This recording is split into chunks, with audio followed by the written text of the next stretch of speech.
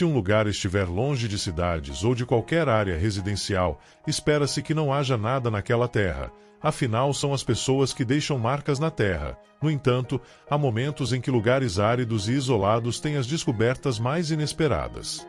De uma estátua solitária para uma cabine telefônica que se conecta a lugar nenhum. Aqui estão as 10 coisas mais estranhas encontradas no meio do nada. A Antártica é um dos lugares mais remotos da Terra e, ainda assim, há uma única estátua no Polo Sul de acessibilidade. Um busto de nada menos que Vladimir Lenin. Mas por que essa estátua está no ponto mais isolado do continente? A história dessa estátua remonta à Guerra Fria, um período de intensa rivalidade entre a União Soviética e os Estados Unidos. Em 1956, os Estados Unidos estabeleceram a estação McMurdo no Polo Sul, marcando uma presença proeminente na Antártica. Os soviéticos não gostaram disso e, assim, em 14 de dezembro de 1958, uma equipe de 18 exploradores soviéticos liderados por Yevgeny Tolstikov alcançou o Polo Sul de acessibilidade. Eles estabeleceram uma cabana pré-fabricada e um busto de Lenin. Essa foi a maneira deles de afirmar sua presença no território. A estação que montaram era rudimentar e contava apenas com um forno elétrico, uma estufa a óleo, um gerador e uma rádio shack. A abasteceram com suprimentos suficientes para durar 6 meses para uma equipe pequena. No entanto, após apenas 12 dias, as duras condições de temperatura média de menos 72,8 graus Fahrenheit, junto com uma altitude de mais de 12.100 pés, foram demais e a equipe partiu, deixando para trás os suprimentos da cabana e o busto de Lenin, que foi colocado no topo da chaminé da estação para desafiar Moscou. Em 1959, foi assinado o Tratado Antártico, e desde então a Antártica tem sido governada por um grupo de nações e está dedicada apenas à paz e à ciência. Ao longo dos anos, a estação ficou soterrada sob a neve e o gelo, e o busto de Lenin permaneceu visível. Antes de continuar com este vídeo, pressione o botão de inscrição e clique na campainha de notificações agora mesmo. Se eu pedisse para você adivinhar qual é o maior organismo vivo do planeta, talvez um fungo fosse a última coisa a vir à sua mente. No entanto, o maior organismo vivo já descoberto é, de fato, um fungo colossal que se estende por impressionantes 2.385 acres. Sim, você leu corretamente. Este único organismo gigante é o maior ser vivo da Terra em termos de área. Sua vasta rede subterrânea, conhecida como Mycelium asterisco, se conecta às raízes das árvores, transformando-o em um fungo parasita que pode viver por milhares de anos. Descoberto em 1998, estima-se que, na época da descoberta, o fungo já tivesse entre 2.000 e 8.000 anos. Além de seu tamanho impressionante, o fungo é notável por sua robustez, pesando até 35.000 toneladas, o equivalente ao peso combinado de 200 baleias azuis. Para se espalhar, o fungo invade as raízes das árvores, provocando a decomposição das mesmas. Embora tenha uma natureza destrutiva, o enorme fungo desempenha um papel vital nos ecossistemas. As árvores mortas que o fungo decompõe fornecem habitat para diversos animais selvagens, e a madeira em decomposição enriquece o solo, sustentando o crescimento de novas plantas. Você acha que seria capaz de viver a 160 quilômetros da civilização? Eu duraria uma semana, no máximo, mas isso é tudo. É por isso que Wong Ping-Ku é tão surpreendente. Este monge vive no que é conhecido como o templo mais isolado do Tibete. O templo tem vista para o Lago Serene do Inhame, um dos 3 lagos sagrados do Tibete. O templo, chamado Templo Rido, possui uma história que se estende por mais de 700 anos. Desde então, foi o lar de vários monges que escolheram esse local remoto para viver, devido à sua localização isolada, a 160 quilômetros da cidade mais próxima, que oferece paz e serenidade. Hoje em dia, o atual morador solitário passa a maior parte dos seus dias meditando e cantando sutras. Sua rotina inclui carregar água do lago até o templo, uma tarefa que destaca sua devoção. A tradição de monges solitários que vivem no Templo Rido tem sido mantida ao longo dos séculos, com cada monge sucedendo o anterior nessa busca espiritual isolada. Com sua beleza, eu não teria problemas em ficar neste templo por algumas semanas, meses ou até anos, mas, no momento, isso está fora de questão. Na remota Ilha Campbell, na Nova Zelândia, situada a cerca de 700 quilômetros ao sul da Ilha do Norte, encontram-se alguns dos ambientes mais severos do planeta.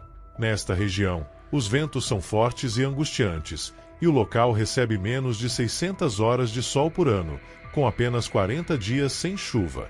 Isso faz com que a ilha não seja exatamente um lugar ideal para se viver, o que provavelmente contribui para seu isolamento, exceto por visitas ocasionais de pesquisa há mais de meio século. Apesar dessas condições extremas, um abeto Sitka, conhecido como a árvore Ranfurly, próspera neste lugar isolado.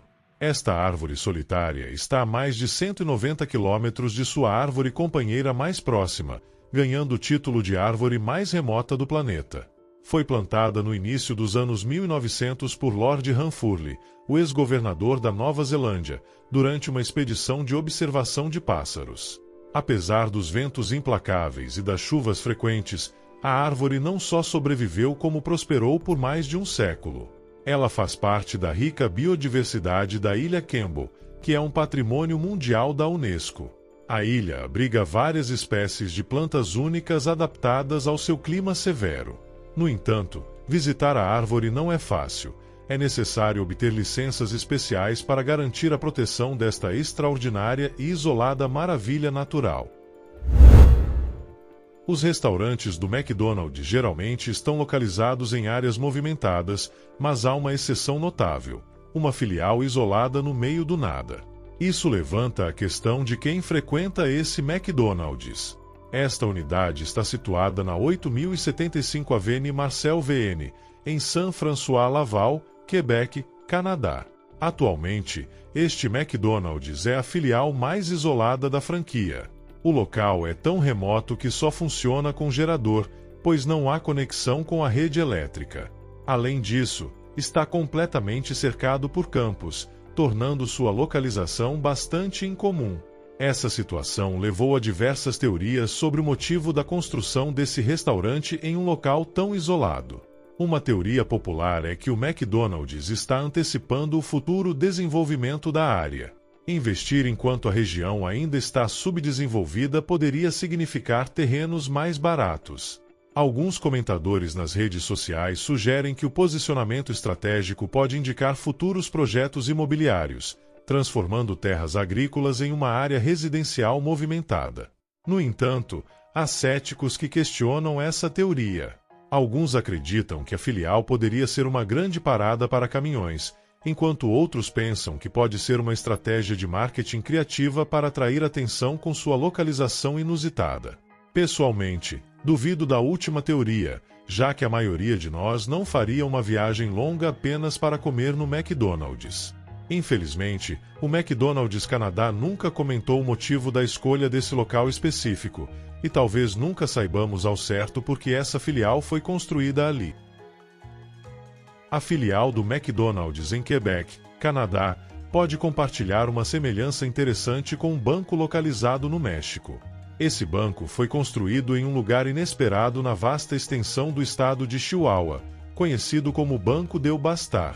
De forma peculiar, foi erguido no meio do nada, literalmente a quilômetros do assentamento mais próximo. Isso levantou questões sobre quem seria atendido por essa filial, e muitos consideraram a construção um desperdício de recursos. No entanto, o governo justificou a construção afirmando que o banco era crucial para fornecer serviços financeiros em áreas carentes. Além disso, o custo da construção foi relativamente baixo, pois o terreno foi doado pelo exército mexicano. O plano original era construir em uma área mais populosa, mas acabou falhando devido a obstáculos burocráticos locais.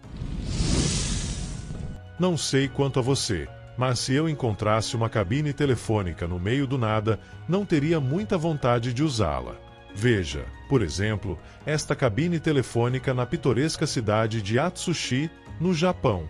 Situada em uma colina com vista para o Oceano Pacífico, a cabine é conhecida como telefone do vento.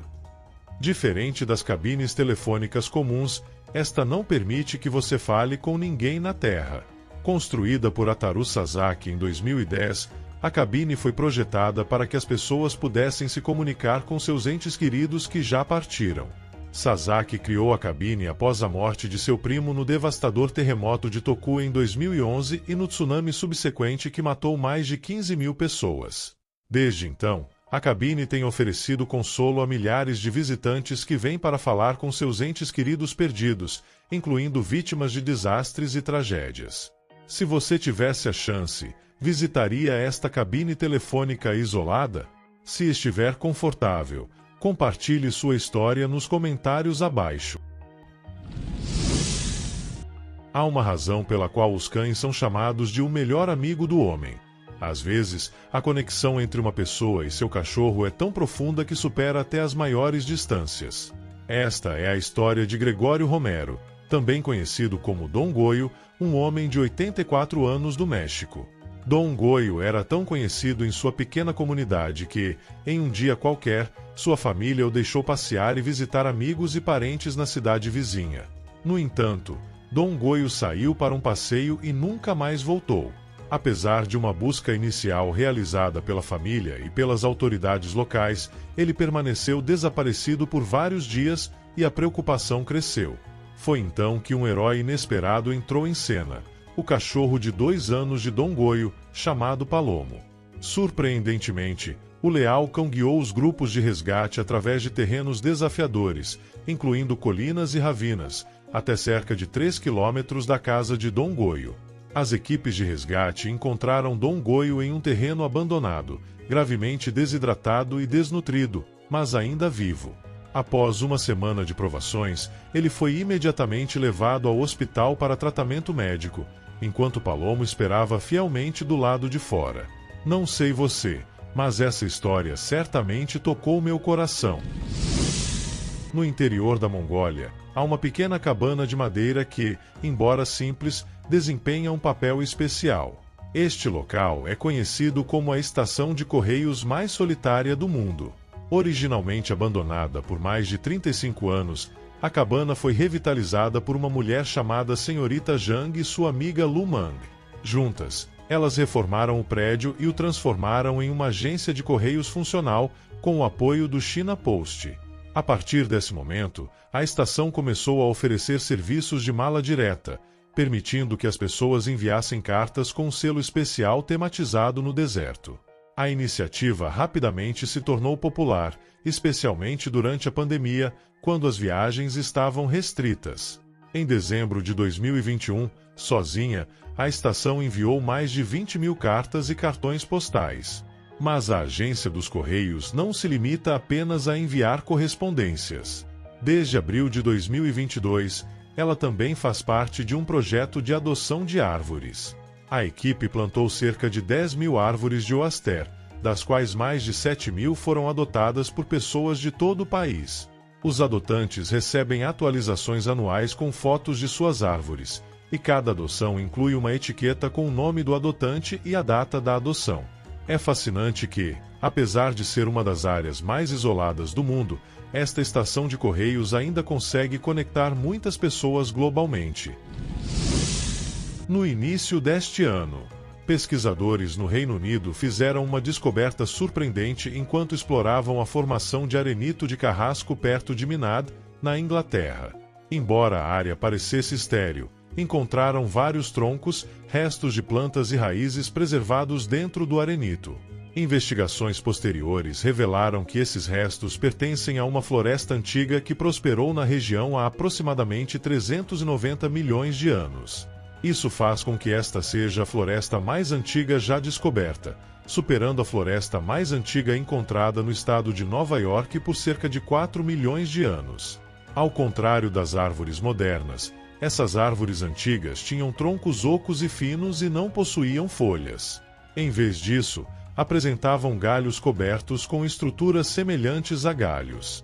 A mais alta dessas árvores alcançava entre 2 e 4 metros de altura, muito mais baixa do que muitas árvores modernas. Durante o período devoniano, Essa região estava localizada perto do Equador e conectada a partes do que hoje são Alemanha e Bélgica, o que significa que, ao contrário do clima atual, a área era quente e seca, permitindo o florescimento de árvores e plantas. À medida que o planeta continua a mudar com o movimento dos continentes, essas descobertas nos ajudam a prever como a Terra evoluirá ao longo do tempo. Em maio de 2022, pesquisadores se aventuraram a explorar um buraco recém-descoberto nas profundezas do Condado de Lei, na região autônoma de Guangxi, na China. O que encontraram foi surpreendente. Uma antiga floresta, com cerca de 192 metros de profundidade, nunca antes vista ou identificada. Este buraco, conhecido localmente como Tianqing dos Pés Celestiais, mede aproximadamente 192 metros de profundidade, 305 metros de comprimento e 149 metros de largura. Embora não seja o único buraco na região, este é único por permitir o florescimento de uma floresta antiga em seu interior. A floresta se estende por quase 3 campos de futebol e possui árvores que chegam a 40 metros de altura. A vegetação rasteira densa atinge a altura dos ombros, criando um ecossistema exuberante e intocado que provavelmente permaneceu preservado por milênios. Embora ainda não tenhamos identificado todas as espécies presentes neste ecossistema, futuras pesquisas podem revelar os segredos desta floresta antiga, que pode ter existido por milhares de anos.